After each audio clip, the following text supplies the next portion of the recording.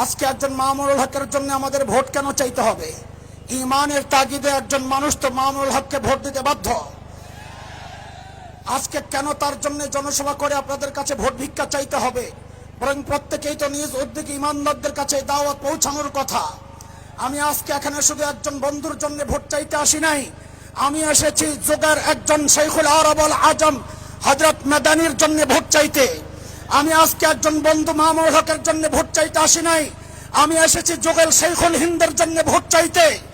আমি আজকে একজন আল্লামা মামুনুল হকের জন্য ভোট চাইতে আসি নাই, আমি এসেছি শাহ আব্দুল আজিজ মুহাদ্দিস দেহলভির মতো একজন যুগের মধ্যে মুজাহিদের জন্য ভোট চাইতে।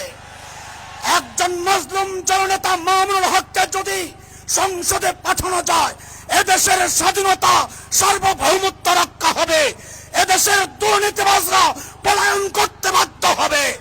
আমরা আর কোনো দুর্নীতিবাজ চাই না, দুর্নীতি চাই না, সন্ত্রাস চাই না। লুটেরাদের হাত থেকে যদি এদেশ রক্ষা করতে হয়, রিকশা মার্কায় ভোট দিতে হবে।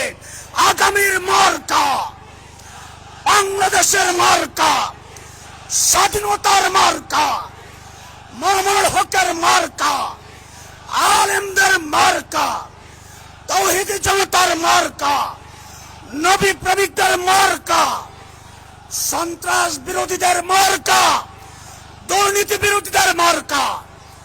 আমরা একজন শাইখুল হাদিসের সন্তান শাইখুল হাদিসকে সংসদে পাঠাতে চাই, নাকি কোন দুর্নীতিবাজের সন্তানকে সংসদে পাঠাতে চাই? আজকে সিদ্ধান্ত আমাদেরকে নিতে হবে।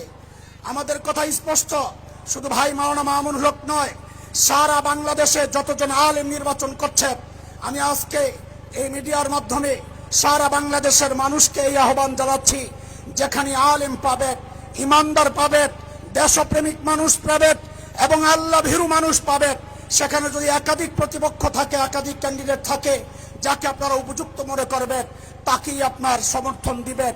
দেশ শান্তিতে থাকবে, নিরাপদ থাকবে, স্বাধীনতা সার্বভৌমত্ব হুমকির মুখে পড়বে না ইনশাআল্লাহ তাআলা।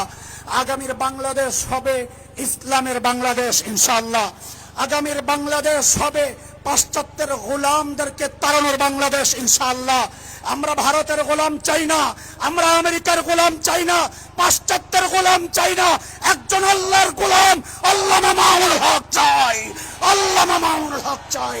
নাসরুম মিনাল্লাহি ওয়া ফাতহুন করিব ওয়া বাশশিরিল মুমিনিন। আসসালামু আলাইকুম ওয়া রাহমাতুল্লাহি ওয়া বারাকাতুহু।